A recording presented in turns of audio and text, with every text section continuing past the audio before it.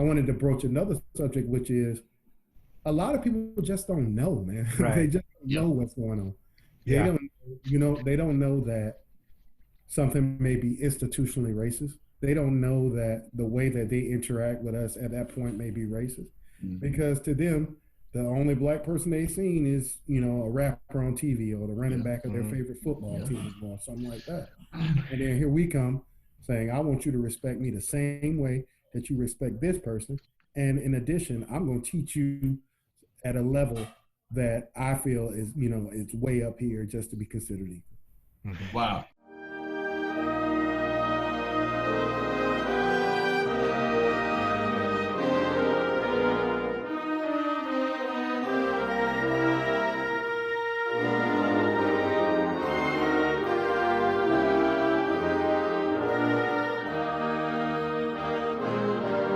I just wanted to address a couple of things before we kind of got started in our conversation. And the first topic that I wanted to talk about was the topic of white privilege. Because, and first of all, I want to thank everybody for coming out. My name is Aaron Noe with windconductor.org, and I'm really looking forward to the conversations that we're going to have tonight. And tonight, I want this to be just an open, honest, candid conversation about this topic that is really confronting America full force. And, I was listening to a prayer service a couple weeks ago, and it was Grace Covenant Church up in Northern Virginia. The pastor there, who happens to be the one of the chaplain for the Washington Redskins, African American. One of the other pastors there is white, and he started talking about white privilege, and it was really convicting to me as a white man about some of the things that the white community. I don't think we realize sometimes how we can be passively or unconsciously racist in our actions. And I think a lot of that really stems from the fact that we don't have an understanding of what it means to be black in America. And I'm not giving that as a reason for us to continue on, but just to first acknowledge where we are. White privilege.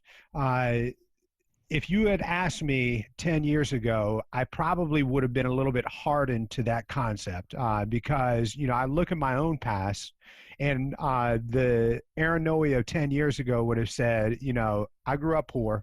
I remember my dad sending me into the grocery store to buy food with food stamps. I was the first person in my family to go to college and to get a degree. Now I have a master's degree and, doing all that stuff. And I would have been hardened by that. But I think over the past few years, I think we've been really in the white community getting a better glimpse of what it is like to be black in America. And there's a couple of things, and I know they've covered this topic in, my wife watches This Is Us. She loves that show. Not my cup of tea, but I do like superhero movies, and there's I think it's Netflix, Raising Dion, great show, and in both of those they have the talk, and as regardless of the hardships that I may have overcome in my past to get to where I am, I never ever had to sit down with my children and have the talk about racism where people are going to, regardless of what you do, people are going to have a preconceived notion of who you are based solely on what they see on the outside of your skin before they even meet you and talk to you. And, there's been a lot of growth in my own personal life over the past few years. Recently, especially since the incident in Minnesota with George Floyd, I honestly took a look back at Wind Conductor and, looking at my interviews, it's a lot of white people and talking about their programs. And gentlemen, before I start tonight, I really honestly and sincerely want to give an apology because it should not have taken this for me to invite each and every one of you onto this broadcast. And for that, I don't have an excuse, and I'm praying that there's lots of people out there that are coming to this realization of there may be things that we don't think about that are leading towards this racist mentality in our communities. And gentlemen, you guys are all phenomenal directors in your areas and have done great things. And it should not have taken this issue for me to bring you guys on and talk on this podcast. So first and foremost, I just want to apologize to you, to each and every one of you. Okay.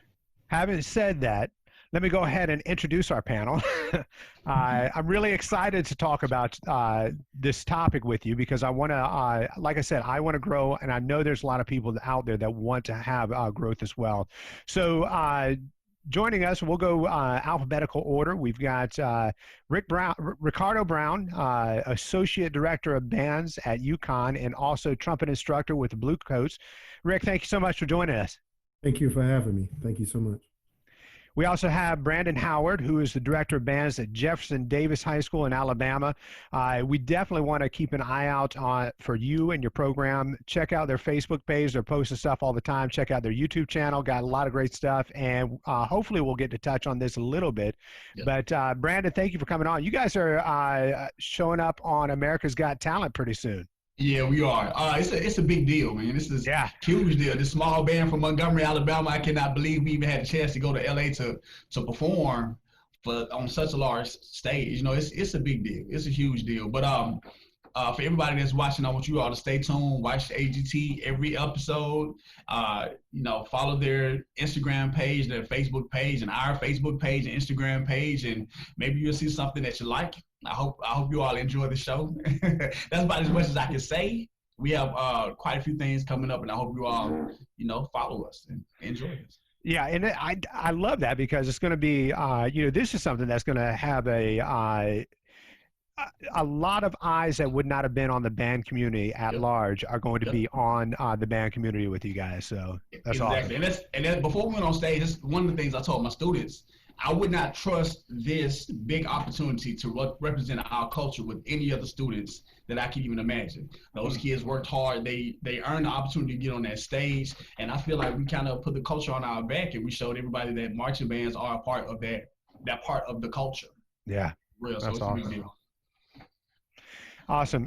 We also have Julian Luke, Director of Bands at James Madison High School in Texas. Thank you so much for joining us, Julian. Yes, glad to be here. Thank you. Awesome. We have Errick Prince, who is the Fine Arts Department Chair at McCollum High School in Texas. He's also on the Blue Devils. He's a brass instructor with the Blue Devils. Errick, thank you so much for joining us. And Errick, you've also got a long history with with DCI. Thanks for having me on. Yeah, this is my 28th year. Awesome. And Bryen Warfield, Director of Bands at Homestead High School in Texas, and also tuba instructor at Blue Coats. Thank you so much for joining us. Great. Thanks for having me on, man. Awesome.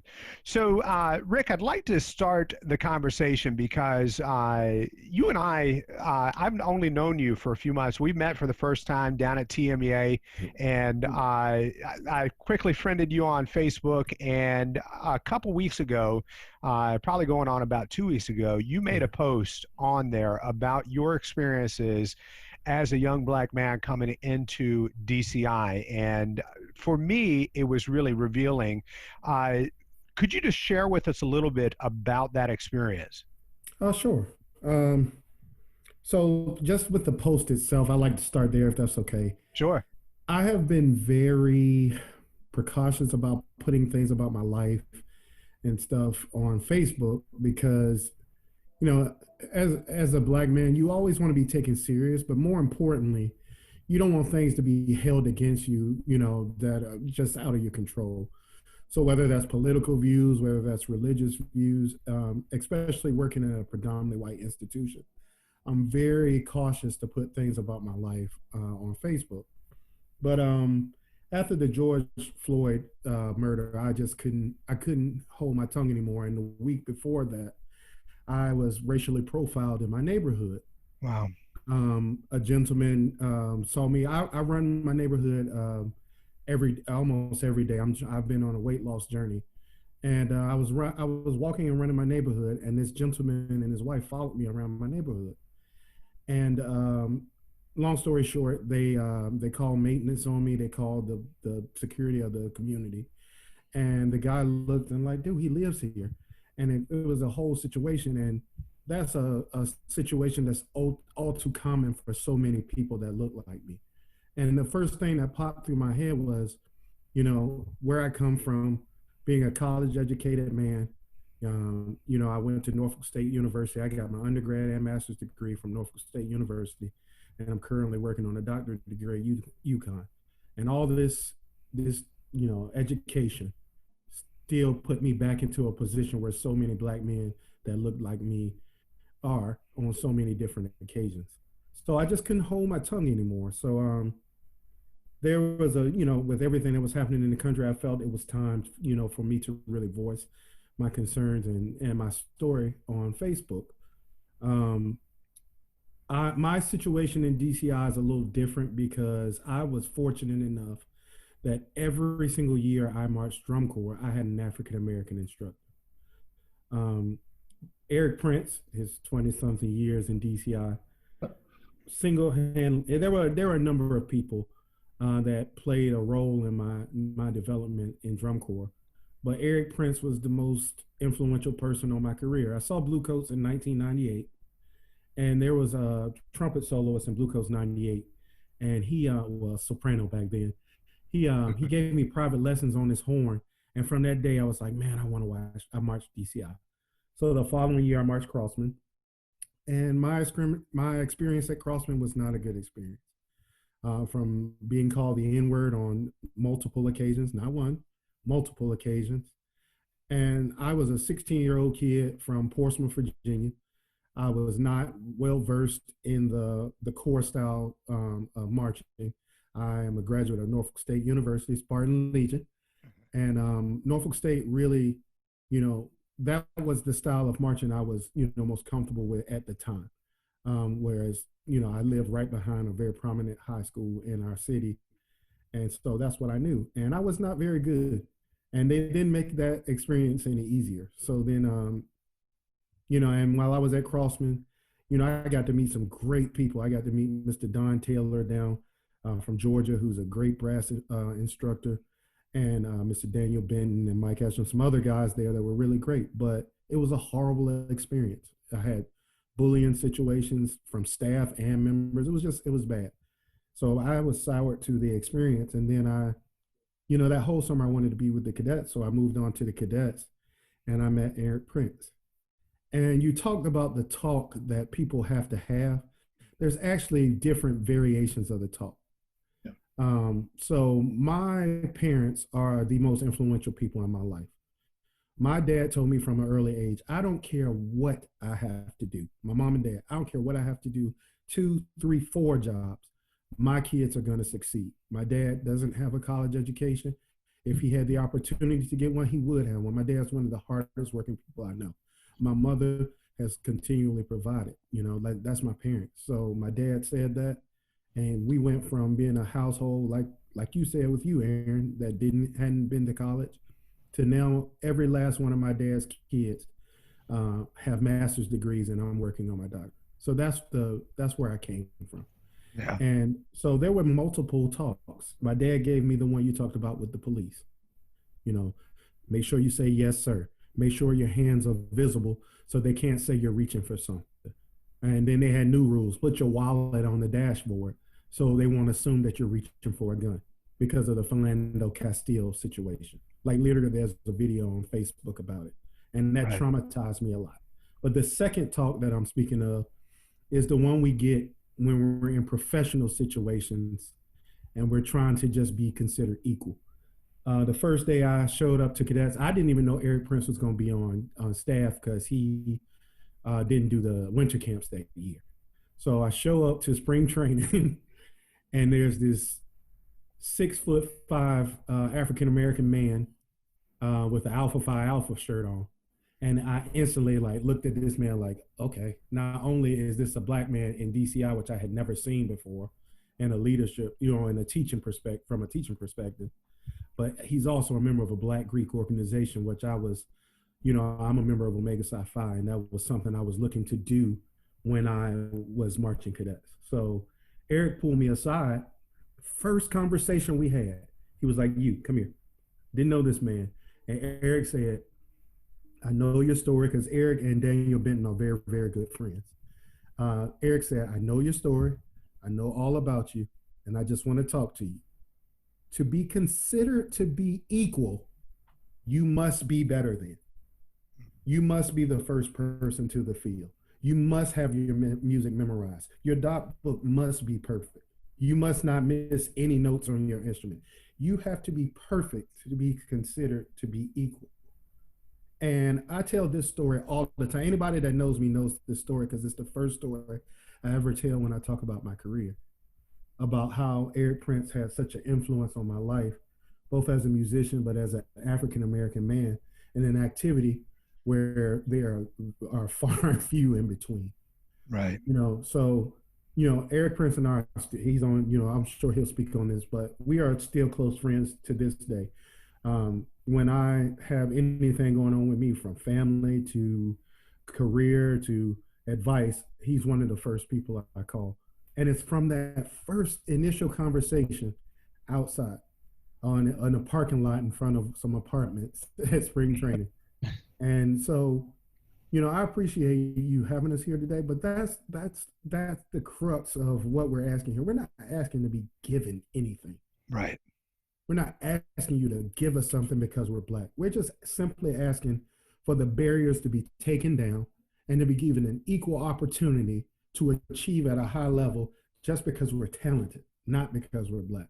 Yeah. So Errick, publicly in front of everybody, I just want to thank you just for being that influence. Look, I'm getting emotional. Being that influence to me.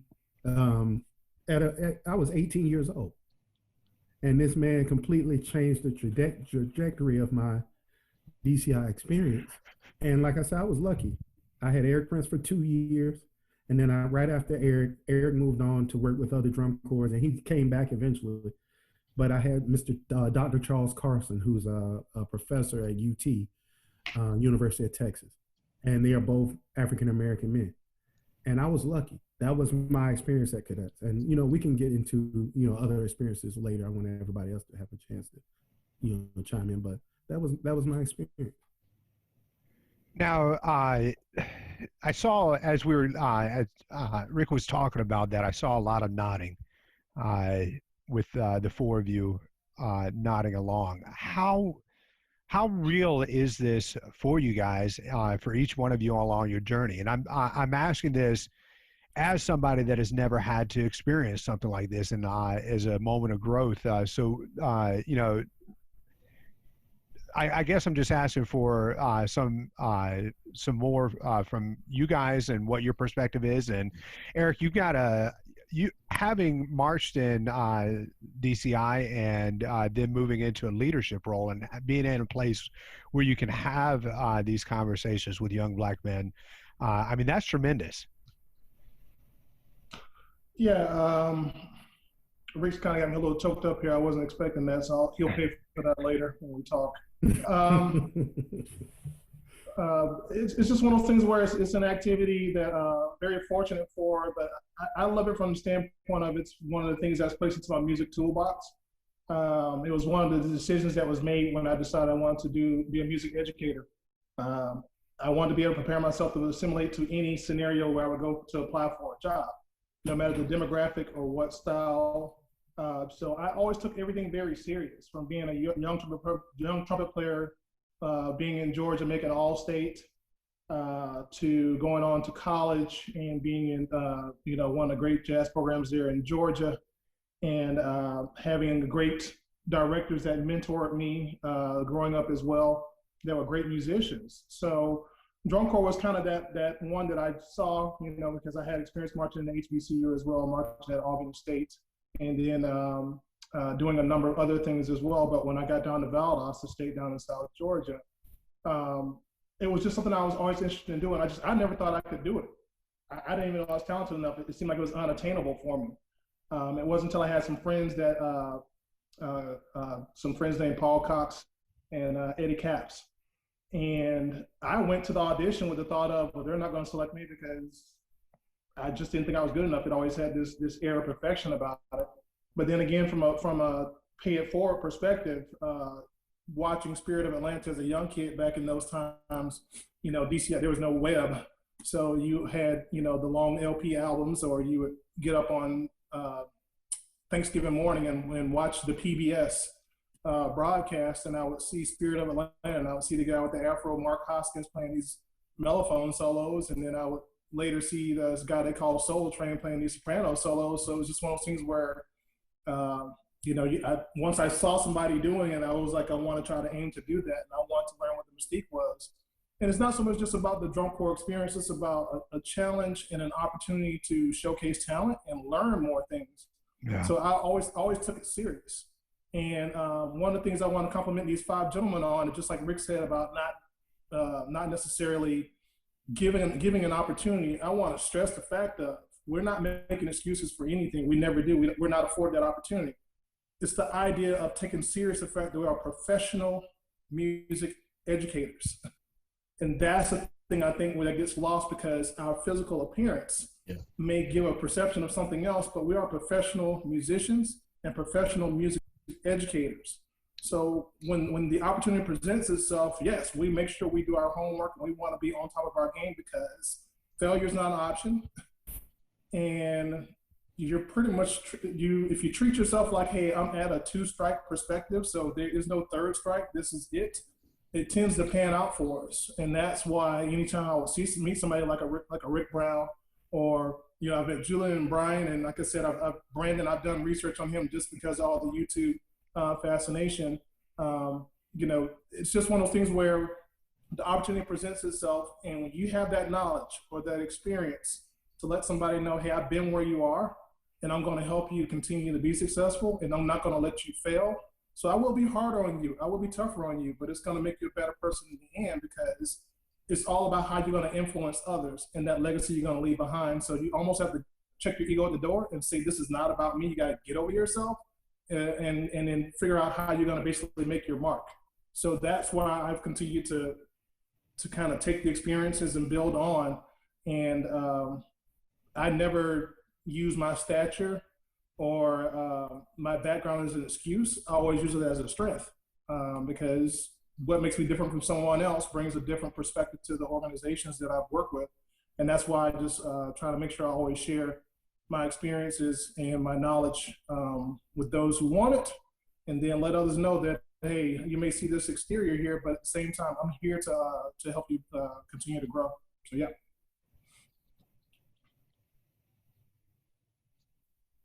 It's crazy, man. Like listening to Rick and Errick talk, it's all the stuff that I've heard from my parents, and I think all of us, we can all go back to things that our parents have taught us, and you might change the words. The words might change, but the context of what they're saying is all the same.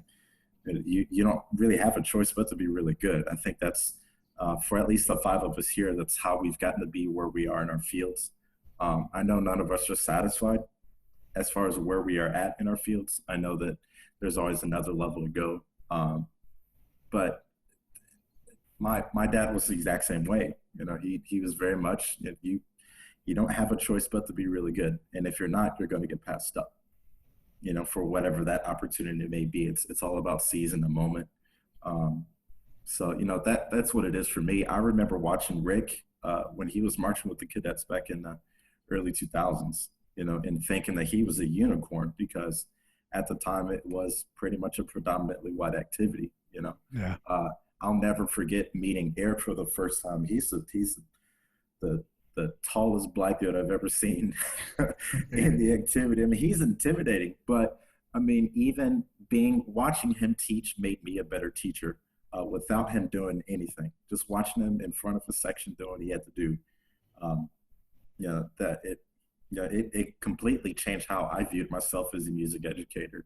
And then the same thing with Julian and Brandon. Man, they got these killer programs, absolutely killer programs. And so that just gives me motivation to make sure that I have to do my job just as good as what the rest of these four. And the same thing for other successful music educators that just so happen to be Black. I mean, there's so many of us out there, regardless of the recognition that might come with it. I mean, there are a lot of successful people that are out there. And I'm sure they would have the exact same story as all five of us. So, and well, before you go, and just kind of piggybacking off of all of that, the talk that Rick was talking about that he had with Errick is the same talk that I had with Rick when I joined the staff for drum corps in 17, because of the fact that I had never marched drum corps before. And the first thing that he told me is, you can't go in there and halfway do it. You can't go in there and be lazy. You can't go in there and you have to be on top of your game. And, I took all that to heart, and, being a person who's never marched drum corps before, I was blessed and thanks to Rick to even get into that position. Because if, it's kind of a fraternity there. If you really haven't done it, it's hard for you to get in, and especially if you're our color. And so thanks to Rick, I was able to get in, and, I worked really hard to try to do the best job that I could. And because of that, I ended up being caption head of another drum corps the next year and the following year. But that talk is real. And the experiences that everybody is talking about is extra real. Because you are getting looked at. You are being scrutinized for everything that you do. If you do one thing wrong, they're going to look at you and say, I don't know about this kid. While you can watch somebody else do 2 and 3 and 4 things wrong, and they're like, oh, he's good. So just some of those experiences that I've experienced during my time as well. If y'all don't mind, I'd like to chime in, man. I want to commend you guys for everything that you all have done for the culture. I love the fact that you all have banded together within that, I guess, the DCI confines of band. It is really cool to me. Of course, I went to a HBCU. I marched with majority Black students my entire life, just about. Growing up as a young boy in Montgomery, Alabama, it was difficult just to get my foot in the door. I started off playing my instrument in the 5th grade, and we were in a magnet school. And the first thing I remember as far as joining the realms of the magnet school is the fact that they asked me this question when we were being interviewed. How do you feel about being in a classroom full of white kids? I have a twin brother. My answer was, I'm fine with it. I'm here to learn as much as I can. I want to excel. My parents really pushed education, just like I'm pretty sure your parents did. But my brother had a different response. His response was, no, I don't want to be in a room full of white kids. And that was an eye raiser for a lot of people in the room. They did not expect him to say so, but he was just speaking the truth, because we had so many different run-ins with white people growing up that he was almost afraid to be in the classroom, because we knew what time it was going to be. We were going to be signaled out. We were going to be treated differently. We were not going to get the opportunity that everybody else got, because growing up in Alabama, that's exactly how it was. It wasn't fair. It wasn't fair at all. My parents taught us to, of course, just like your parents did, make sure that you are better than everybody else in the classroom. If you're not, try your best to be the best. And I think I can attribute that to my success, or the little bit of success I've had as a educator, because that's the same kind of opportunity, or that's the same kind of idea that I push for my kids. You know what I mean? Regardless of what it is that we're doing, where we're going, you have to be the best of the best, because when we go places, people look at us differently. Even today, it's 2020, we still get those side-eye looks. Correct. Absolutely. So it's a difficult thing to deal with. It's a conversation that we need to have just about every year with my students, because we do a lot of traveling. We see a lot of different types of people. So it's a hard conversation to have, but I think after a while, we kind of get used to it and we learn how to adjust. But prior to moving on and going places, I have to explain to my kids, this is what you do. This is what you say. This is how you act.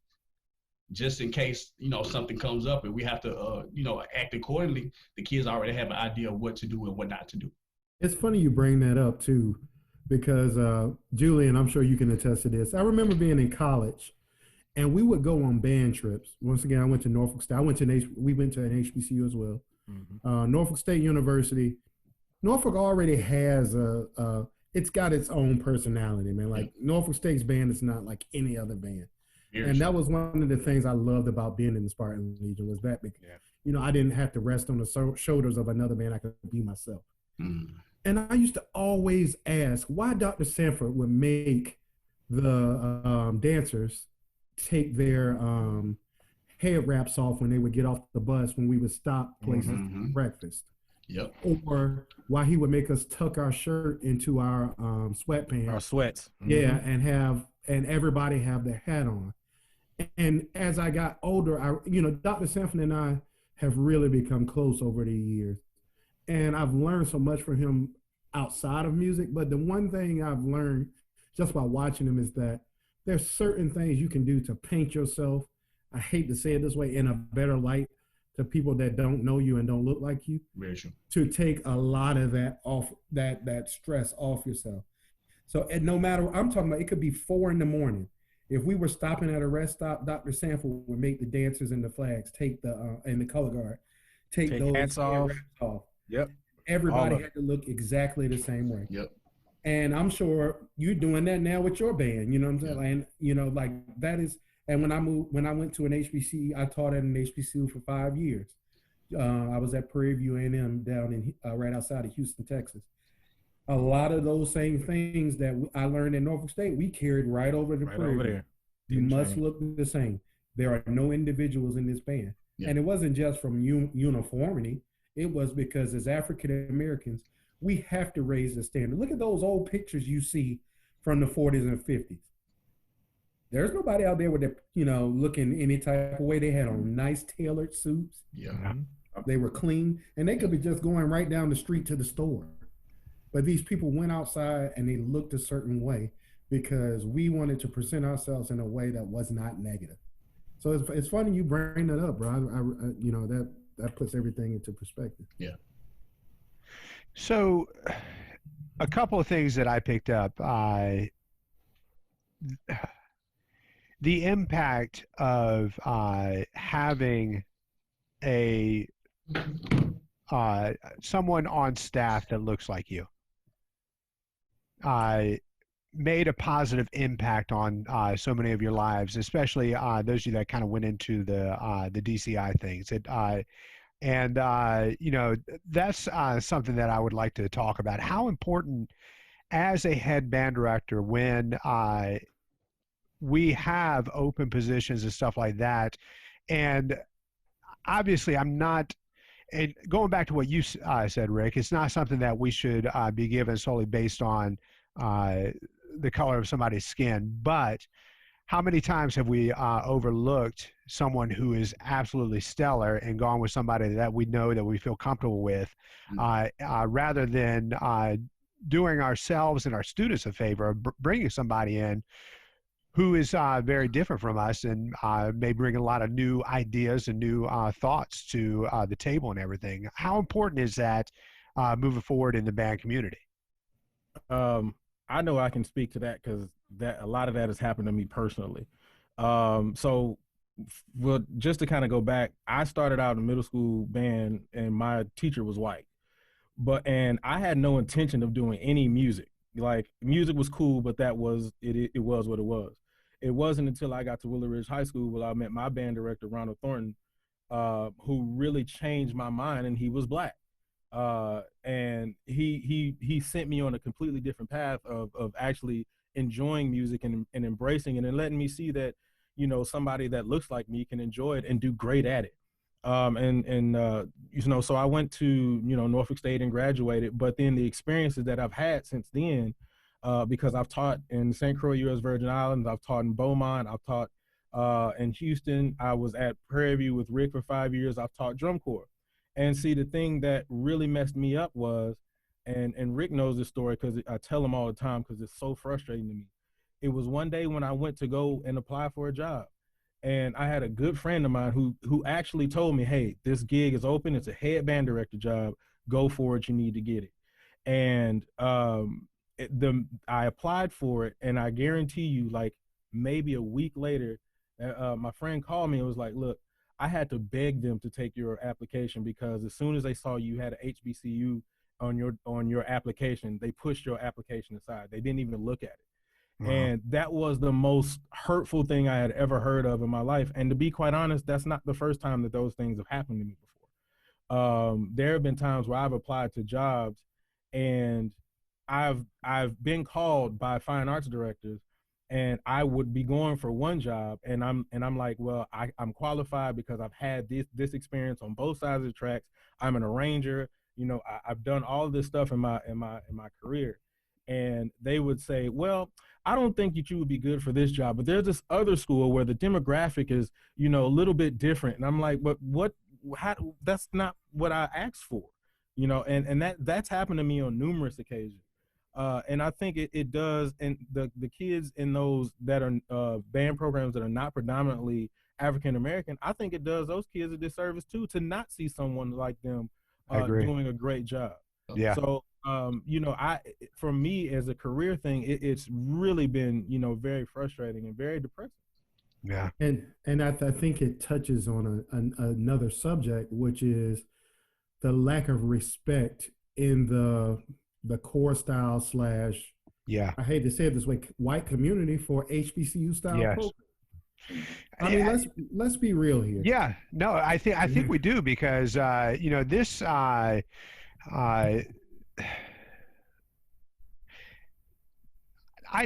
spent the past 2 years working in the travel industry, and it's actually a conversation that we've been having lately in regards to some of the marching stuff, and you know, and it's something that I brought up in conversations that even in our adjudication panels, you know, there is a lack of diversity when you walk into any adjudication, especially when you're traveling. And you can have schools from all over with people of every color under the rainbow in those bands performing, but you look back there at the back of the auditorium, and the vast majority of the times when you walk into those auditoriums, you're going to see old white guys. And you know, and that touches on, I think it's a conversation that we need to have, because I also do a lot of adjudication in a circuit, and you know, quite often you have these core style band competitions, and then you have these show band style competitions, and it's always baffled me because that we're not at a place where we can observe, adjudicate, and educate these students, and give them feedback on what they're doing based on what they're doing, regardless of the style that they're marching in. And I know consistently that there's been some badass show bands that get out there and put on a great show and walk away with a lower score than some of the core style bands that maybe didn't move nearly as much, didn't have nearly as many of the big impact moments, and it's always floored me. Like, think about it. I'm gonna give you a perfect example, and some of the most affluent or most prominent African American directors to ever do this whole thing of music and band directing came from HBCUs. Mm-hmm. I had the pleasure yesterday of being on a conference call with Errick, and I were on a conference call with some of the I'm talking about all out legends of the Black community. And today I had the opportunity for about an hour to speak with one of them, Mr. Alfred Watkins. Everybody should know that name. If you don't know who Alfred Watkins is, you need to get on your computer right now and look up Alfred Watkins and the Lassiter High School Band. Yeah. Alfred Watkins is one of the most brilliant, talented people to ever do what we do as musicians. Alfred Watkins went to Florida A&M University. He has his degrees, other degrees from other places, but he's a FAMU grad. Yeah. Do you think when Alfred Watkins shows up now to a place, they say, oh man, that guy went to FAMU, so no, we're not gonna let him in the door? If Alfred Watkins went to apply for a high school band right now, I think they would probably shut the the application process down and say, hey, that's the guy. Everybody else, I'm sorry, that's what we're going with. Let me give you a direct quote that he gave me today, and I think this sums up exactly how we feel as band directors when it comes to seeing somebody that looks like you. Alfred Watkins has been in the community for what, for over 40 years. Alfred, this is a direct quote. He said, I'm mad, I'm angry, I'm pissed off, and I'm sick and tired to even still be having to have this conversation with about not seeing people in the room that look like me. Yeah. This is coming from one of the most prominent band directors. This man, Errick, told me a story about how this man was placed there to fail. And he took Lassiter from where he got it to winning Bands of America twice. Bryen, one of my good friends, is the director of bands at one of the best high schools in Indiana. You know, I can't wait for the day that he's able to ascend into that top echelon. You know, we stand on the shoulders of giants, and I think we recognize that. But, you know, how many people in the community actually do? You know, so I think that's a conversation that DCI needs to have. ABA, CBDNA. Yeah. Why don't these boards look like this conference call right now with more diversity? You know, why do we, like you said, when we go to core style competitions, have a different set of standards for this band, and then this band is considered like you want another band to research? Everybody go look up Minor High School. Yeah. Minor High School. Alabama. Yeah. Minor High School in Alabama is one of the best show style high school bands I've ever seen. You know, let's be real, y'all. I just want to pull the gloves off because we've been nice and appropriate here.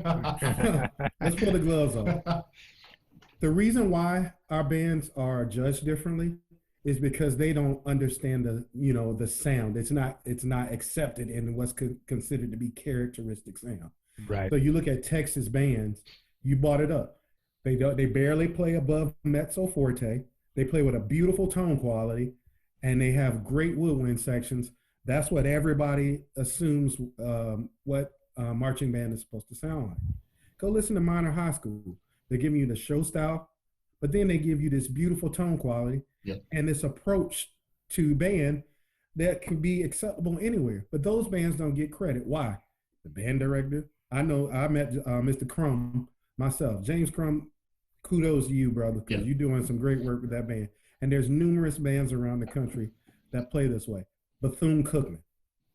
Bethune-Cookman plays with characteristic sound, but Bethune-Cookman rarely gets looked at when it comes to, upper echelon bands. And you want to hear, go listen to Bethune-Cookman's performance of Ride by Samuel Hazo from, I think it was either last year or the year before. I haven't heard it play much better than that. So I think it's two sides. It's respect for these programs, but then we have to do a better job of getting our programs out there. Mm-hmm. Bethune-Cookman needs to be at CBDNA and Midwest because people need to see the great things that that Dr. Wells is doing down at Bethune-Cookman. Yeah, Mr. Crum his band needs to be showcased the same way Brandon's band is going to be on America's Got Talent. Those programs need that same exposure. So. This is the real conversation, y'all, and I'd love to hear y'all feedback on that. And if I may, I know we're spending a lot of time talking about the marching genres. Aaron, if I could just be straight up, when we are focusing on concert season or any type of indoor setting, these gentlemen here, you put a monitor in our hands, we know what we're doing. Yep. And I think when you listen to some of our chamber ensembles and wind ensembles, and I get calls to come work with friends ensembles and things like this, and they're kind of like, oh, I thought you just were a DCI guy. And I'm like, no, I'm a professional music educator. I had great instructors. I had great teachers. I had Dr. Nicholas Collin and, Dr. Ken Bodiford at Jacksonville State. And getting to, doing honor groups and honor ensembles and getting to spend time with, Dr. Long and people like that, so it's always impressive when I think about how much time we would spend working on our conducting and doing wind chamber score studies and going to clinics. Like that was one thing I always noticed is that when we have like a GMEA or a TMEA or a Midwest or something, I always see them, I guess, because I seek them out because it's easy for us to get pushed into the shadows. But I always see us taking notes. And I always see us, spending time watching patterns and understanding things and breaking things down. Or, I know he brought him up, but I have to give him credit. Alfred Watkins is just a maestro. Yeah. But, Dr. Friskillo was at Southern Miss and these different people that you would watch who just were incredible, conductors and spending time playing in orchestra when I was in college and playing with different orchestras and stuff. So I just want to make sure everybody understands that, yes, we're proficient across the board. And going back to what Julian said, I know Brandon and Bryen just go jump all over this when I say this. The interviews, we have to over prep for the interviews. And I would almost prefer when it's time for a job to bring me in and let me work with a chamber ensemble.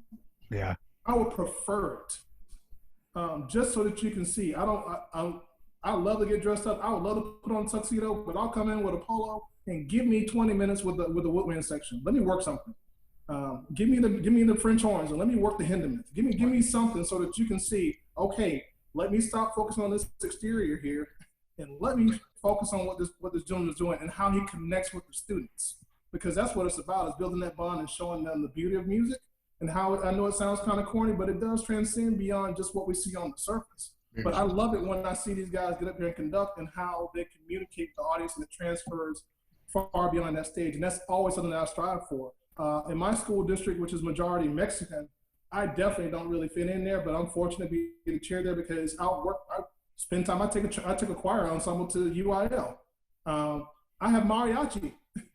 How do I work with mariachi? Because I spent years in Miami as a professional trumpet player and working in an Afro-Cubano ensemble. So I can work with mariachi and get up there and play with them and sing with them and everything, because now I have vocal skills that are trained for that. I have young band director that I was a mentor teacher for. I come in and work sessions with him, and he's a French horn player, and I can sit there and literally work everything with him and give them feedback on it. So no matter what the ensemble is, I would love for them to view it from standpoint of proficiency. And I want to make sure I'm clear. Just like I said, I love Dr. Holland and Dr. Bodiford and all these people, because they see something beyond the surface. And a lot of times they'll be the champion for us when it's time for these jobs, or throwing us out front and saying, hey, I got this guy here who's phenomenal. You're going to love him to death. I got to work, getting to work with the U.S. Army All-American Band with students from all over the country hey, you're the first band director that I've ever worked that looks like you. Or different things like that, or just literally have some conversations. Even like, I know TMEA is like our mecca. Going to those different classes and seeing people, and they're kind of like, oh wow, I thought you were more of a coach than you were a band director. You look more like a coach. Not to get out there and try to overextend anything or overprove myself. I just make sure that my craft is at its highest level, and that's one of the things I want to make sure if people want to get out there and YouTube it, but look at these guys when they're on stage, when it's time to get their students out there on that stage and show how proficient they are and how well they communicate with the audience as well. So yeah. Did you guys want to say anything on that? My background is different than I think most everybody. I did my undergrad at the University of Louisville in tuba performance. I did my master's at the Ohio State University in wind conducting. But like both of those schools that I went to, predominantly white. Ohio State, I was one of the first GTAs that they had that was black.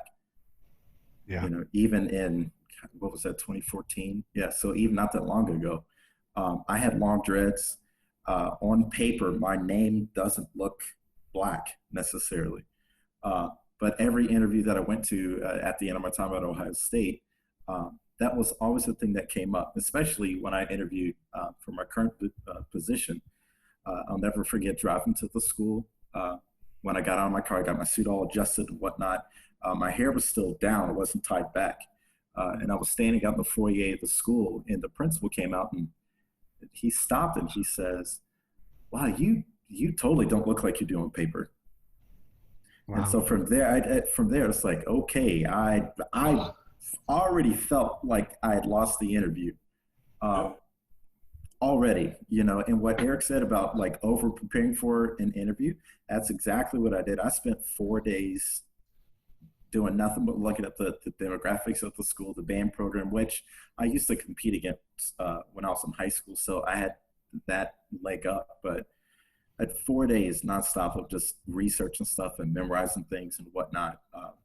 Because again, going back to the whole premise of this conversation, you have to be better going into something like that in order to even have a shot. You know, in the school that I teach at now, more than 80% white. I'm one of a few black teachers. I think in the state of Indiana, there might be 3 high school band directors that are black, 3 or 4 in the whole state of Indiana, you know. So it's just, we're always on the island, and we're kind of always, we've always been on an island, you know. And so it always goes back to the preparation. And then when you get into gig, you just don't ever let up. Ever, period. And as soon as you do let up, you could get fired, you could get replaced somewhere, you could get moved out.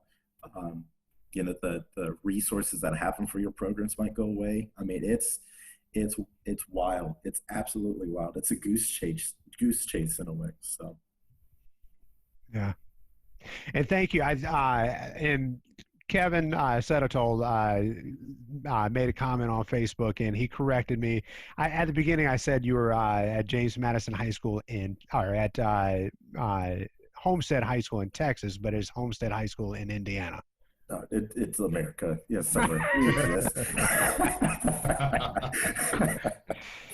So, and before I go on, we've been talking for about an hour now, and I want to respect your time. But if you guys are okay, I'd love to kind of still kind of talk about this stuff. If you have time, I'd love to dig a little bit more into it. If you guys are open to that.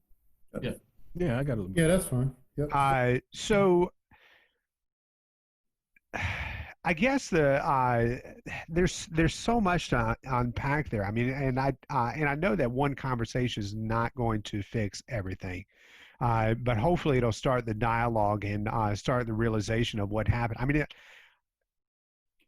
Bryen, when you mentioned that about that comment that you got on your interview, I mean, wow. I mean, I don't even know what to say to that. And as a white person, I'm so ashamed that there are people that look like me that are still saying crap like that. I mean, it pisses me off more than anything. It's for me, it's more of a thing of, it's not necessarily living in that moment, but it's what you do next.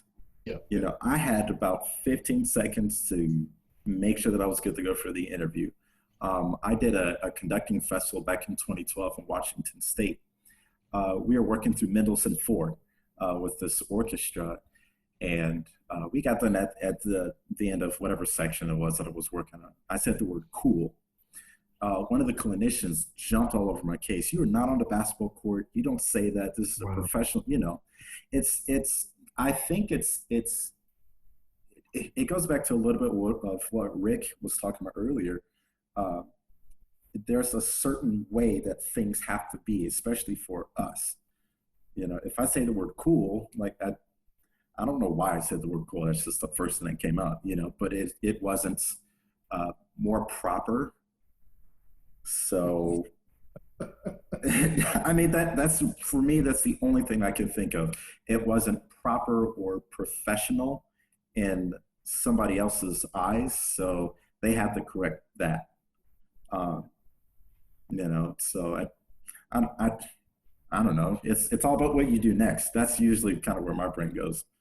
So I mean, my middle name is Jose, so Bryen, I'm with you. I have this joke out, and I guess, Aaron, I'll go ahead and let it out because Rick and everybody knows how I feel. I'm like, hey, we'll say my name is resume neutral because it's Errick Jose.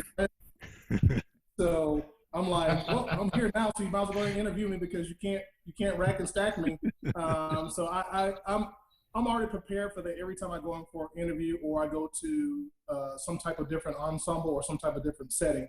That I'm prepared for the usual questions like, are you a coach? Were you a coach? Hey, you were in the military, so did you go to war? All those kind of silly questions that I just kind of have to redirect people back to. And I look at it sometimes like it's the best way for me to show how cool I can be on the person and monitor my demeanor, to show that I won't let someone else's reaction dictate my response or make me lower myself to that level and fly off the handle. So I don't get labeled, if that makes sense. Yeah, because if you do that, then you'll get labeled the angry black man. Yep. Exactly. Yep. So Exactly. I'm sure Bryen, I'm sure all of us can relate to it, but and I know Rick can as well, and Brandon, I know you've been all over the place with it too. But when I'll go to a competition or a game or take my students to UIL or something, and I'm taking my students get more upset because people think, oh well, he's the bus driver. Or he's, you know, he's the discipline principal that's here to escort them. You're not like, who you are. That's my instructor, that's my teacher. Wow. And I just call my students down often and say, no, don't respond that way. You let me deal with the adults. You're here to perform. Stay in your lane. I'm fine. I'm still here and I'm breathing. Follow my example. So I think those are things that help Aaron from the standpoint of helping students kind of grow. And then that helps them as they become adults as far as how to basically, I guess, not just follow stereotypes or not try to place everybody in the same box. So I love being that example for young people as well. And my experience is a little different. This is my third. I just finished my third year at the University of Connecticut. I'm the associate director of athletic bands, and my experience there has been both rewarding but challenging. You know, like I came from Prairie View, which is a historically Black institution, and majority of my students looked like me, and the ones that didn't were Hispanic. So we were all people of color. I think we had one white member in the band when I left, clarinet player. And I wonder what his experience was like in that particular situation. But I left Prairie View, and when I got to UConn, my application process was great. You know, Dr. David Mills, who's the director of bands there, he made it. You know, he and the committee made it an easy process. You know, and it was a smooth transition. You know, and the difference between any other interview I've had is that Dr. Mills actually, like, he hyped on the fact that I had taught at an HBCU. Like, he appreciates the style completely. He loves how much fire that comes with it, how involved the crowds were. So he told me that he was like, man, you know, on top of the fact that you have this great experience both in the wind ensemble, I was the director of jazz at Prairie View as well. So, you know, you can go watch some of those videos now. We had some killer jazz band performances. One of the best moments I've had with Julian. Julian's my best friend, by the way, everyone. Like, Julian was one of the best men at my wedding. Oh, you know, and we met at Norfolk State. You know, one of the best moments of my life was watching Julian cry like a baby when he watched me perform at the HBCU Band Consortium in Atlanta, because it was like one of those moments, like being in the section at Norfolk State and playing all these high notes together and becoming best friends to, man, my guys up there were, you know, doing something at such a high level.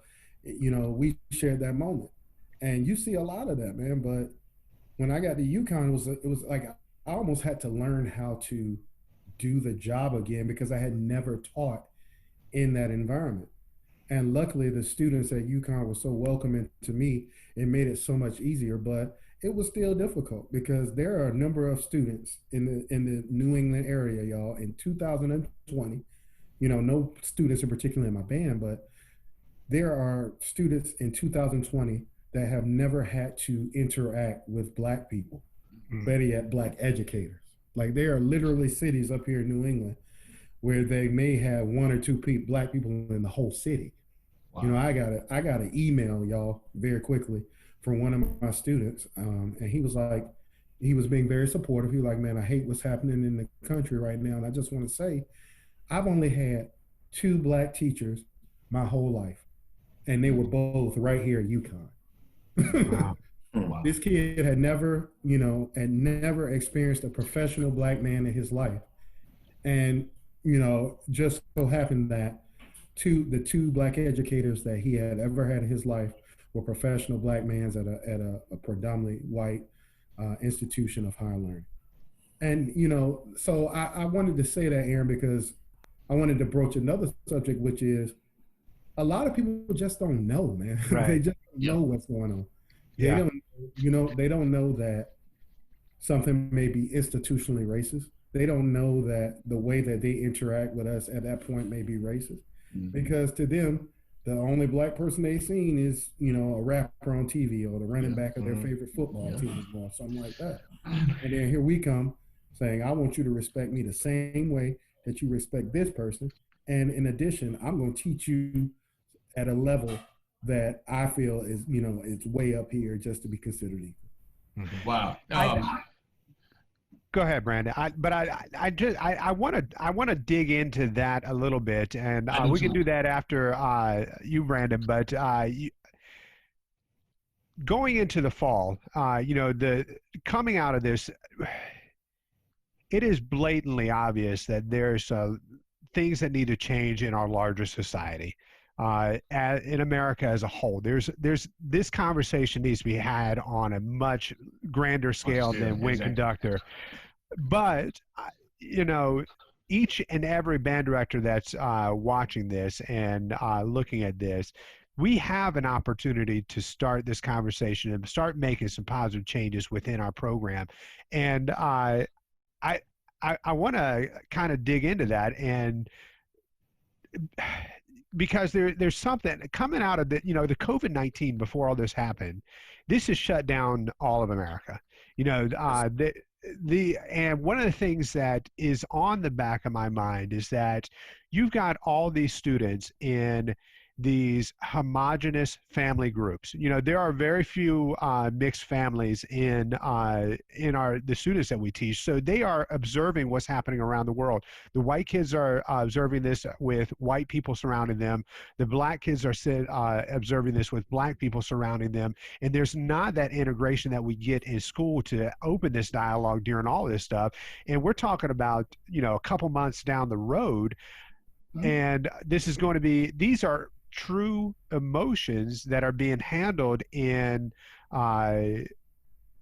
very homogenous situations, and I want us to really think about ways that we can really approach this topic and have a good conversation, have dialogue. Which, Brandon, I really want to come back to you because your school has been at the forefront. You guys have made national news with exactly. on the stage when dealing with racial tensions within the band program. So, what are some of the ways that you've dealt with it that may help others? And maybe for those of us, the band directors that don't know, talk to us a little bit about, what brought it to the national stage. I got you. And it's a long conversation. I'll try to keep it as brief as possible because even this year we've gone through so many different changes when it came to our perception and how people actually view our band. So for those who don't know, we had a viral sensation in our group this year. His name is Justin Heidemann. He goes by the name of Vanilla Funk, and he is our head drum major. And truth be told, we have gotten a lot of flack from both sides of the coin. Some of our own are upset because we allowed a white kid to lead a group of African Americans, and they felt like, okay, well, we should just put a black kid up there. Why should we give him the opportunity to lead us? You know what I mean? Mm-hmm. And for the kids who are in the band, 95, 96, 97% of the students didn't have an issue with it at all. But I would be lying to you if I told you all that everything was just easy and everything was copacetic throughout the group. This year, it was not. We had some small issues with some students not really accepting the fact that, he was a white kid trying to tell us exactly what to do. That's when the black pride comes in. But the conversation has to be had when something like that comes up. How we are here for the same, we are approaching the same goal. We're here because we love music, we love performing, we love each other. And it's almost like a conversation that we have to create love within the group, so that once we are attacked, we all are on the same page so we can actually defend ourselves. You know, separation within the group creates more questions out there in the public, and it creates a bigger issue than what we actually have to deal with. I've been online, on YouTube, on Facebook, many times trying to defend my student because I felt like a lot of people were attacking him unnecessarily because of his color. They didn't know him. They didn't know what he stood for. They didn't know his role in the band. They felt like I actually just put him up there just because he was a white kid, and that's not true. He earned everything that he got, and I gave him the position because he was the best leader. He was the best performer. He was going to be the strongest person to help me lead this group of kids. But a lot of us don't see it that way. On the other hand, I do have a question for you, Aaron. I know you're asking the questions, but something that bothers me and something that really troubles me is the fact that I have to have a conversation with my kids every year. Once they come into the band room, it's almost as if I have to groom them to be a better person from the way that they look, the way they carry themselves. I have to be top-notch 100% to show them that, you know, you can be a young black man in America and still get these opportunities, because here we feel like, you know, it's a majority black school, majority black city, and we feel like we don't get the opportunities that most people get, and all the way down to materials that we use in the band room. They haven't, I think I haven't received $1 since I've been here at the school from the Board of Education, and it's almost as if we're just out here on our own. I feel like they just turn a blind eye to everything that we need. So I have to talk to the kids about how to take pride in what they have, how to appreciate the things that we have, and how to work harder to get the things that we need, because nobody else is going to look out for us. But this is what I want to ask you. I have a conversation with my kids about being black and how to approach any negative vibes or any racism that they might encounter. But is this conversation going on in the PWIs and in the other institutions? Do you all talk to them about how to approach us or how not to approach us? No. In my experience, I think this, in talking with people that look like me, I honestly believe that this is a scary conversation for a lot of white people to have. It's something that is avoided at all costs because they don't want to reveal something that is wrong. And I think it's important for us to have that conversation and to because we have obviously failed in so many ways. And not to, you know, I look back to 1963 and, you know, earlier that year, Dr. King wrote his letters from a jail in Birmingham. Fast forward 6 months, 7 months, in August, we had a huge group of people, black and white, coming together to make America better and to move forward civil rights. Later that year, we had a president that was very open to people coming in, marching on Washington, be assassinated. Since that time, there's been a tremendous amount of awareness and growth, and obviously, you know, the times, we can't deny that they're better, but I think right now what we're seeing is a lot of white people are waking up and realizing, yes, we've come a long ways, but we're not even close to being where we need to be. We still have these preconceived notions. We still have these things that whether it's institutional, whether it's passive, whether it's just not taking the initiative, stand up and make an effort to have these conversations with people that don't look like us. And I think it's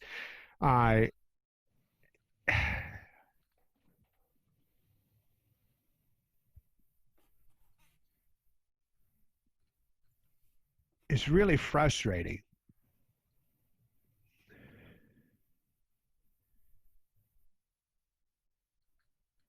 that it took a man losing his life for us to become aware of this. Yep.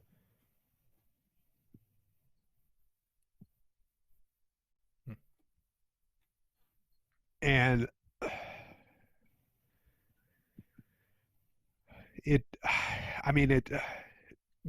when I think about it, I mean, what can I do to start the healing process to where I don't have those preconceived? So where you don't feel like you have to go 150%, 200% in order to feel like you're making progress in a white world. What can I do to better this, you know?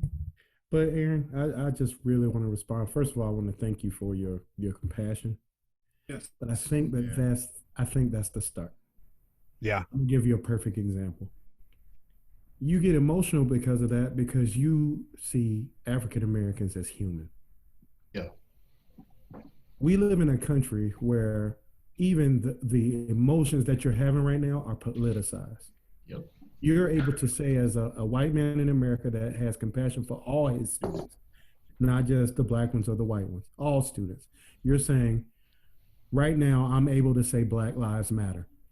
It's not saying that all lives don't matter. Right. It's saying that Black lives matter equally to every single life on this planet. But you have a certain part of the country, and this is not to demonize anybody. This is just to have a true conversation. Yeah. You have a group of people that look at that same situation with this man having a knee placed on his neck for 8 minutes, over 8 minutes and 40 seconds. 8 minutes and 46. 8 minutes, 46 seconds. 8:46. You have a group of people like that look at that and say, this is ridiculous, and get emotional. And then you have another group of people that go, I hate that happened to him, but he had a criminal record though, so that justifies it. Oh, that's it. What did he do? Mm-hmm. And then, we're talking about real conversations here, y'all. Yeah. I'm not getting political here. This is just decency, human decency and compassion. Yeah. The gentleman that was just killed in Atlanta.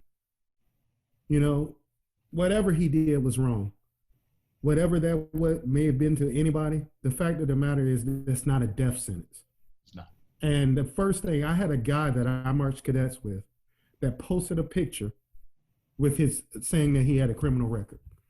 And that was justification for him being murdered. So, it's we can have these kumbaya moments, but it's a tough conversation that has to happen where everybody puts everything out on the table and says, we are human. Yeah. We are human, and our lives matter equally, not more. And so I say all that to say life shouldn't be political. Life shouldn't have a political party. And the same way that we're asking whites to be compassionate to, what's going on right now, you also have to give people a room to be pissed off and angry. Mm-hmm. Mm-hmm. Because, and I'm gonna open this up because I know this is gonna open another jar of worms, but can you imagine, like, every time I see one of these Civil War era movies or one of these movies that depict the civil rights era, as a black man, the first thing that pops into my mind is anger at white people. That's the first thing. And, we as African Americans in this generation say, that would have never happened to me. I would have rebelled.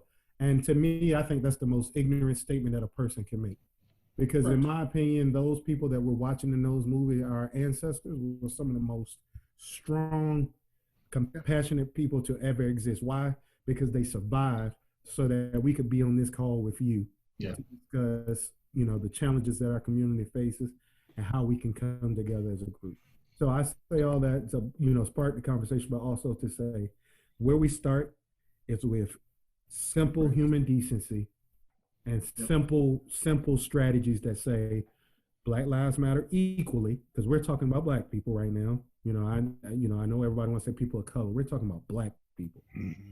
Black Lives Matter equally, and equal opportunity for all people through love. That's it.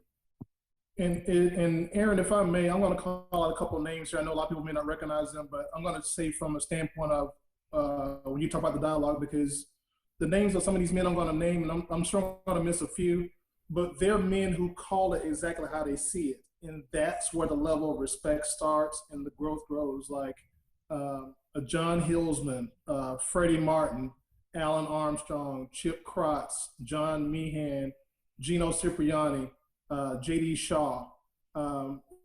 These are men of character that call it how they see it. And until you honestly confront something and recognize someone for their merit, you can't have growth. Because if you're trying to sugarcoat things or try to placate things, that's where it's an insult to us. That's what it is. We see it before you even do it. So you're already insulting our intelligence. So we can't have an honest dialogue and continue to grow from that standpoint.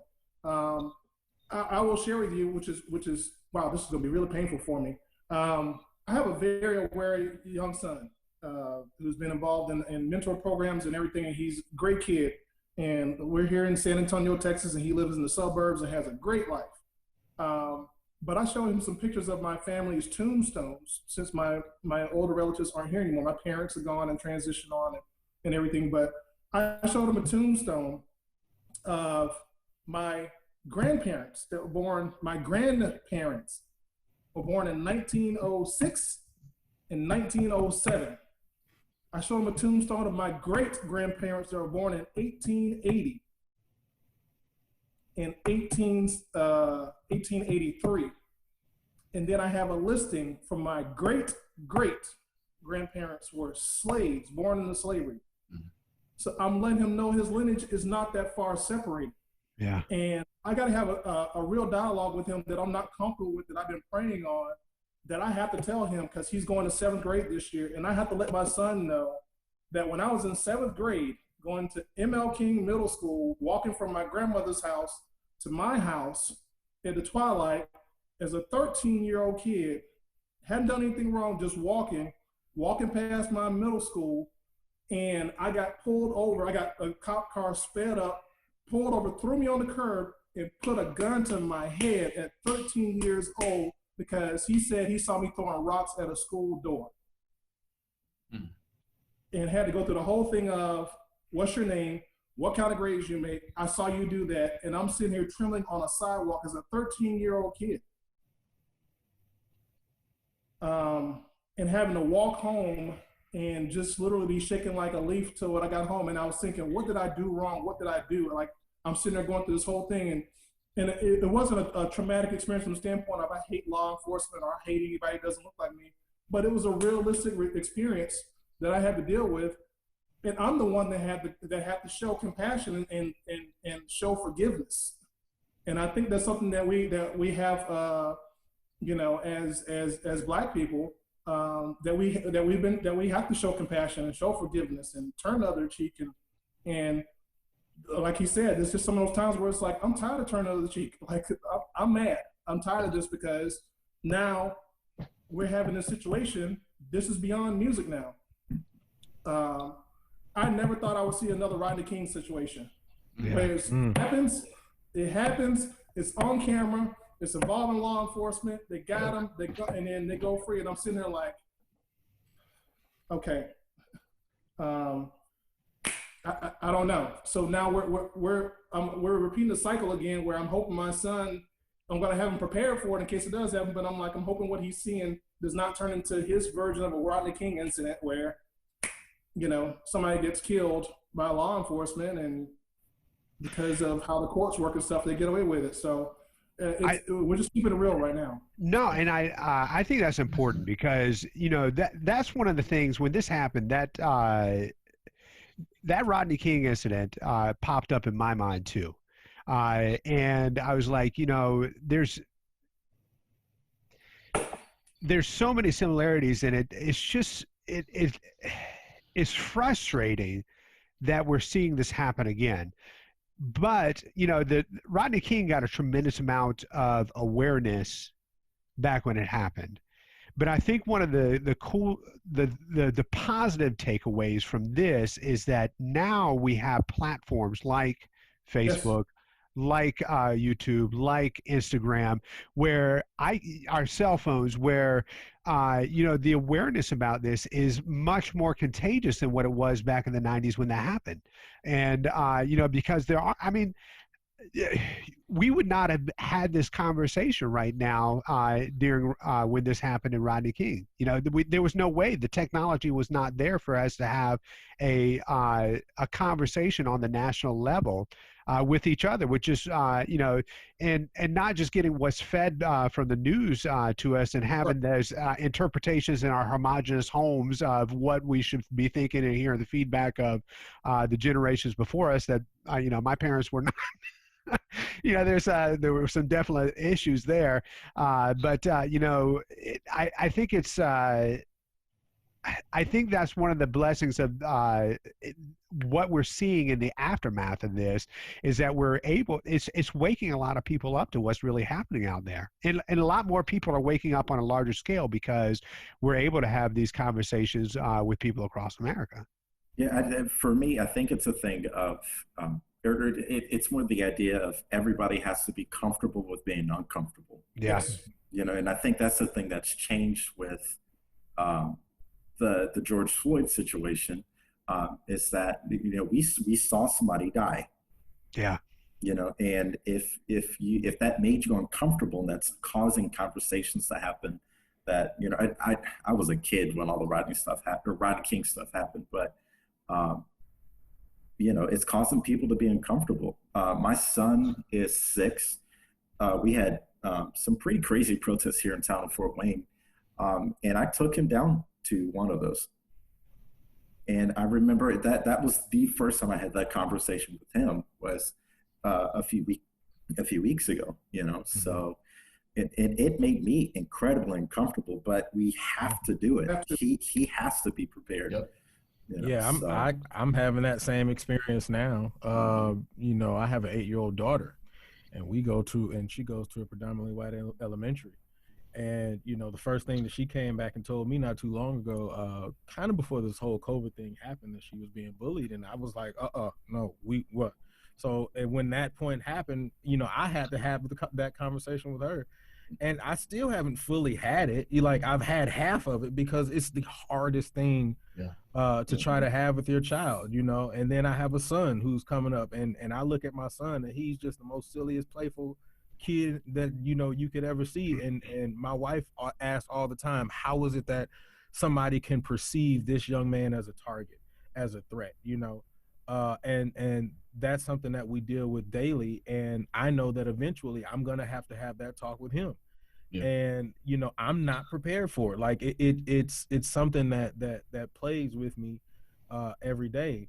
And then just going back to the idea of the Rodney King thing and us having all of this technology to be able to visually see. But the problem that I still have sometimes is that there's always somebody who's trying to justify it. Like Eric Garner was live on TV and he shouldn't have been doing that, but that's not the point, and I think that you can take it back to Trayvon Martin, a young man who was just walking down the street, coming home, and some random guy decides that he don't look right, and that's happened to me. That I've been profiled before. Me and my best friend, not Rick, but my other best friend, were driving when I was in high school on the north side of Houston. Cop pulled us over. I was coming from my girlfriend's house, literally driving, pulled me over, told me and him to get out of the car. Didn't say this is why I pulled you over, nothing. Get out of the car. Searched my car, had me and him sitting in the back of the car, like, what did we do wrong? And when we got back in the car, he said, you guys don't belong here, go home. Wow. And I'm like, how did I not belong here? My girlfriend lives literally up the street. And I couldn't, at the time, I really didn't process that. It didn't really hit me until maybe about a year or two later. Like, I was racially profiled, and that didn't feel good, So I think that like Errick said, with this particular situation with George Floyd, we're just mad. We're tired. Yeah. Yeah. I feel like we're on the precipice of change. I really feel like if we continue on the path that we are on, we can at least let our voices be heard. now that everybody is listening, this is the time for us to speak up. If we don't take advantage of it now, we're going to be in trouble in the next few years. And Aaron, you know, I have a good fraternity brother who's a pastor, and he said the difference between the guilty and not guilty is the caught and the not caught. Yeah. And he's basically saying, you know, for all the judgment we do, but even when I'm dealing with my students and I'm talking to them and we're working on different music and different works, I always stop and give them life lessons, because it's my duty as an educator not just to strictly focus on the music piece. Of course, that's a priority, but give them some life lessons. And it comes back to the same thing. If I tell them, I get that you are young and you're passionate, you want to speak your voice and speak your mind, but just be aware of the authority figure.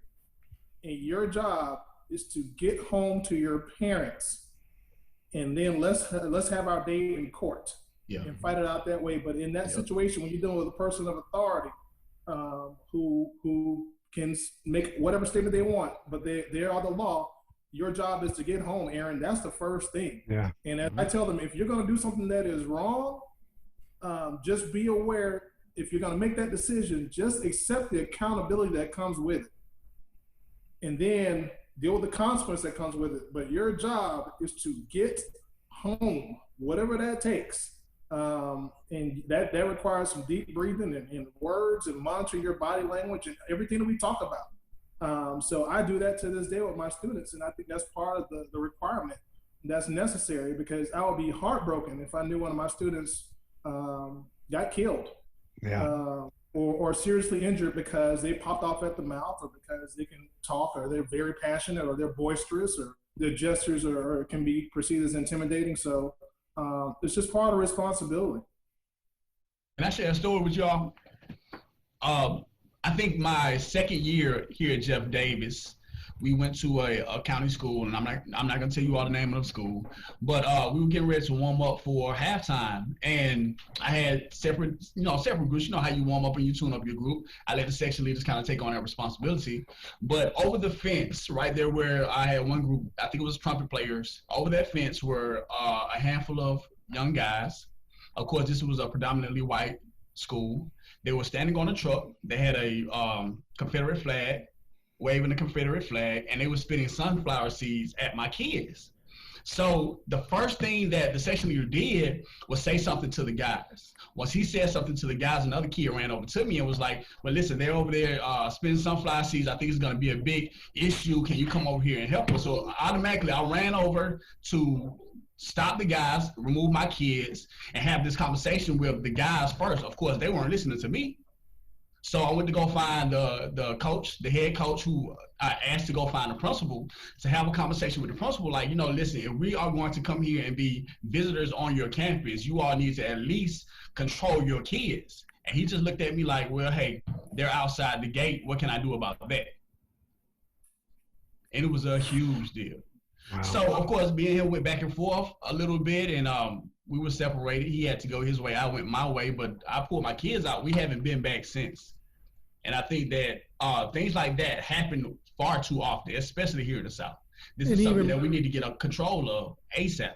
And even, Brandon, like with the name of your school, man, has there been a conversation about, the name of your school? You're an African-American director at a school named after a traitor. Yeah. I'm like, we need to start having conversations just like that. Last year, we performed at NESBA here in New England. And I hope there's no members of the UConn pit on here, because I'm sure they know what story I'm about to say. But last year, this happened to me last year, y'all, as a band director at UConn. I pulled our truck into the same exact area that every single pit truck was at. When I got there, you can't park here, move over there. Yeah. I was like, okay, I'm gonna move over there. So I moved to a different area, y'all, and I scooted up as far as I could to get out of the way of this gentleman. This gentleman comes up to the door. I taught Boston Crusaders, so that means, and sorry, Boston, shout out to Boston Crusaders. You guys are great. Sorry. This has nothing to do with the Boston Crusaders. But this guy comes up to me, and he was not on staff at Boston. He was a volunteer. And he comes up to me, I know what I'm doing, blah, blah, blah. And he calls the coordinator of the event over to where we were. I was like, cool, I'm the associate director of UConn. Y'all invited us. So let's have a conversation. This guy comes over there. This is the coordinator of the event, comes over and says, "What's going on over here?" Instantly mad. I don't know what's going on, but it's going to be a problem, and you can leave if it's a problem. So I'm like, sir, first of all, y'all invited us here. Yeah. Every single pit has dropped their equipment off. I'm not going to have all these females roll 40, 50-pound equipment up that hill when you've allowed every single other person over there to unload their equipment. The gentleman goes, "Well, let me get the band director on the phone." I was like, "Sir, I am the band director. Why do you think I'm talking to you? Do you think I'm just here as a volunteer? You ain't the band director. You ain't the guy. It's a white guy." I was like, this happened last year, y'all, in New England. This is supposed to be one of the most liberal areas of the country, liberal, until you're dealing with an African-American in a position of power. So after I, for lack of better words, turned into myself from the community that I'm from, and then turned back into the UConn band director, this gentleman was apologizing profusely. He threatened to call my school president on me. And then when he realized he was wrong, only then did he apologize. And this happened last year. So you came over on the hostile. And then as soon as you look like an idiot in front of my students, making me raise my voice in front of my students and act out of character, only then do you apologize. Didn't apologize to the students, didn't apologize to the females that he was going to make roll all their equipment, nothing. So, Aaron, this is the anger, but this is also, I think, a part of the solution. In addition to what I was talking about with love, the other part of that is understand that we ain't gonna stop being who we are. Nope. So let's come to the table Yep. and have these discussions, but also understand that there has to be a level of respect there. Yeah. As men, and Brandon, you brought it up slightly, and Julian too. You think it's bad for us? Imagine how it is for Black women. Black women. Yeah. Oh, Yeah. First of all, there aren't many Black women in our field at all. Right.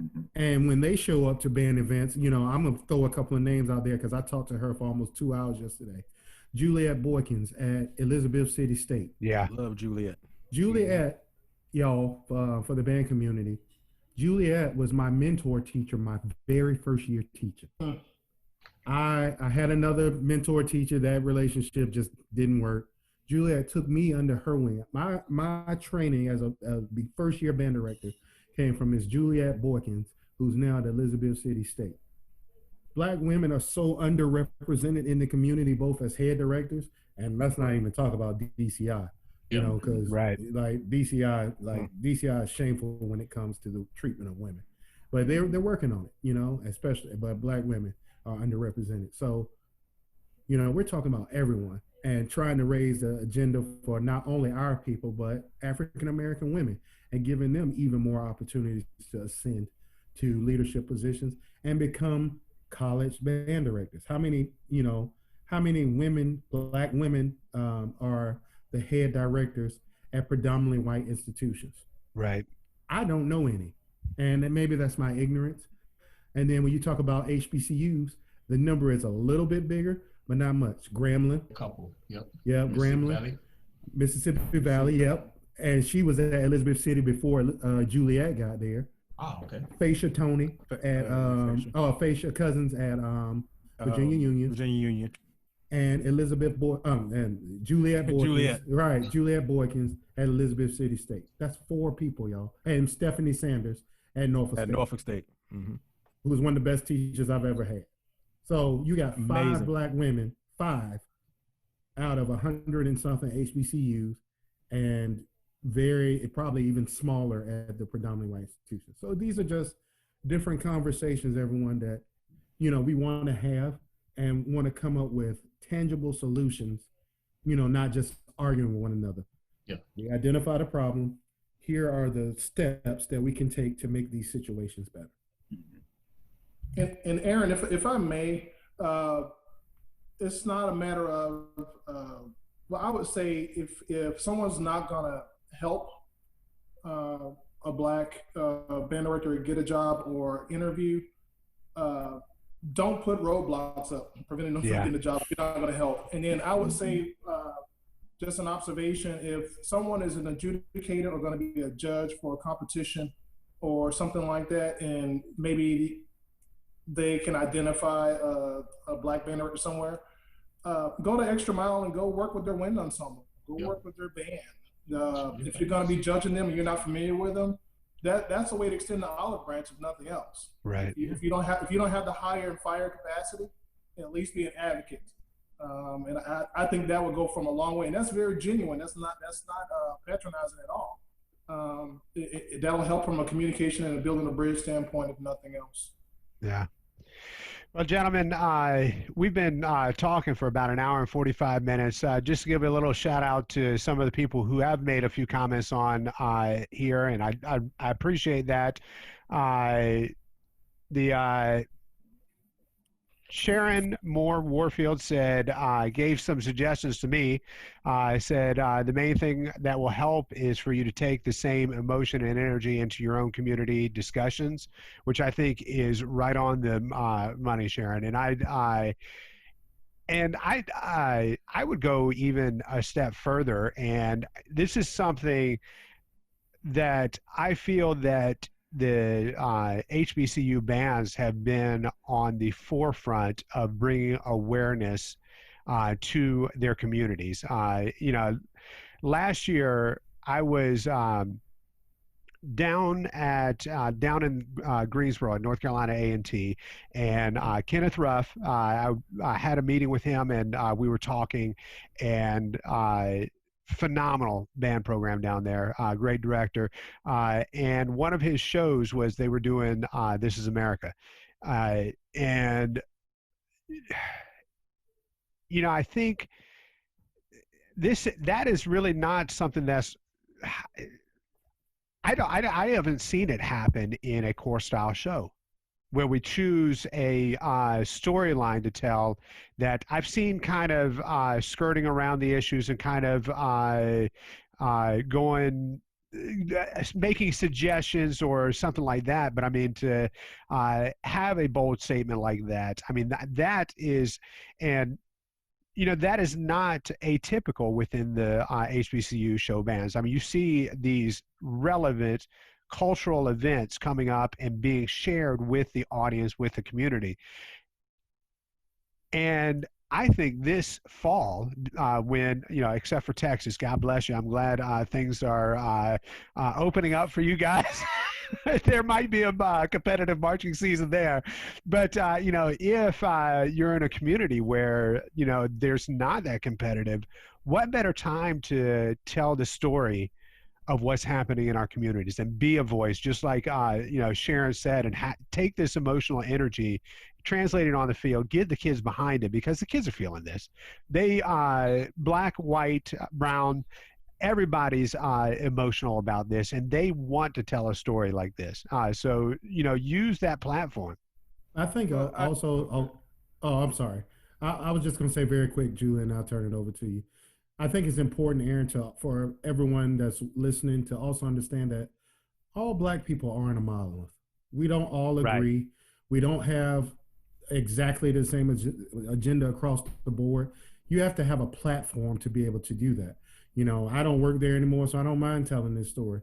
When everybody was doing the kneeling protest a couple years ago, to protest police brutality, not the American flag, right. Police brutality in America. When I was at Prairie View A&M, the president of the university at the time absolutely told us we were not allowed to participate in that particular protest. And the students are looking at us like, do we have any amendment rights in this country that like, I thought that the Constitution superseded this university. Mm-hmm. And the gentleman at the time who was president didn't have the same political views as everyone else. Mm-hmm. So he made it his point that we couldn't, like, talking about not doing shows in that manner that you're speaking of, Aaron, and so forth. So you got to have advocates like Errick was just talking about, and you log on to Facebook, everybody keeps posting. I'm not even going to I'm not going to say her name because I don't want to give her a platform.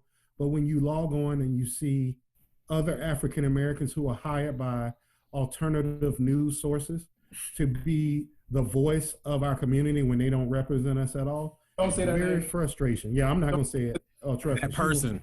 Yeah, that all. So, this is, I guess, the third part of this, man. As we wrap up, is understand that everybody doesn't.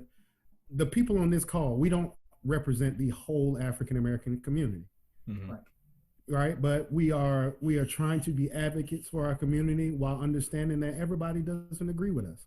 There's a large group of people. Bryen and I were talking about this a couple of days. There are a large number of African Americans, Aaron, who have never been discriminated against in their life. Yeah. So they don't have the same story that we have, So what we're doing by being on this call with you as educators, as Black men, and as advocates for our community is, making it so those people will never have to experience what we're talking about. Right. And making sure that Errick's 13-year-old son can become that professional football player, make a couple $1 million, and come back and get back to his community. We got a star tight end player, y'all. He's gonna be cold, man. But all right, that's what we're asking for: opportunity, equal playing field, inclusion of both African American women and men, and then overall compassion for Black life and doing it through love. Yeah. If we had to say an agenda, that's it. So go ahead. I'm sorry, Julian. Brandon has a great platform that's going to continue to excel us forward. And Aaron and Rick probably can tell this better than I can, but we had a great experience with TMEA. And if I could say one thing as far as open dialogue, where we were hanging out in the quote unquote director's social area where everybody knows what it is. John Mackey. We hung out with John Mackey, and it was John Mackey. What was it, Rick? Like 8 of us? It was me, you, Julian. It was about 7 or 8 eight black band directors and teachers with John Mackey, and we just had the best dialogue, Aaron, just talking about life. We weren't. He was so happy that we didn't want to get an autograph or talk about his signature pieces.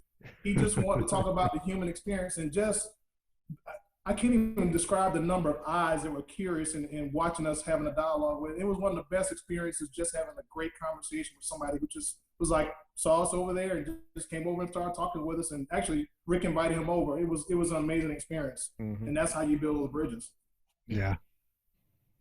And even when you're thinking about, even if you're a band director and you have these platforms and you want to make these statements in your fall shows for these Texas folk, if you want to do that, bring somebody along to ask, what would be appropriate, what would be cool that wouldn't, pass the line, Right. That's also building bridges and building and mending gaps and things of that nature. So, there are different ways, and Rick has said it, Errick has said it, that we can all, work on this thing together. It's not just, y'all do it by yourselves. It's we're willing to do this with you, but you got to be open and want to do it. Right. Well, gentlemen, I can't thank you enough. This has been, it's the longest panel discussion and interview that I've had, but I can't thank you enough for giving your time tonight. It's been refreshing. It's been eye-opening. It's been, and I really appreciate the candidness that each of you have brought to the table and sharing your story. And I just pray that, moving forward, we're going to see more healing and more proactive bonding with all men. Yeah. And just and women. Yeah, exactly. Just very briefly, because we did talk about DCI. Bryen and I both sit on a newly formed committee with the Blue Coats. We are at the Blue Coats organization under the direction of Mike Scott and Genevieve Geisler are absolutely committed to social change. So we actually sit on a committee where we're working through, these same conversations that we had tonight, and then coming up with substantive solutions. Yeah. So, this is happening all around DCI. This is happening at the university level. I know the Blue Devils are doing the same thing. But guys, if you're looking for resources, blacklivesmatter.org, the NAACP, and then just check out some of the statements that these drum corps are coming out with, and not only the statements, the actions that come after the statements. Because you can say a bunch of words, that Black Lives Matter, but how are you going to change the structure of your organization to make sure they matter at a high level? So thank you so much, Aaron, to you, man, from me. Absolutely. And for this platform. Yeah. And thank you, everyone that's come out, because, this is the first step towards, substantive change that's going to make everybody's life better. Mm-hmm. Awesome. Thank you, gentlemen. I appreciate it. Thank you, Aaron. Thank you. Thanks, man. Good job, Brandon. See you on TV, Brandon.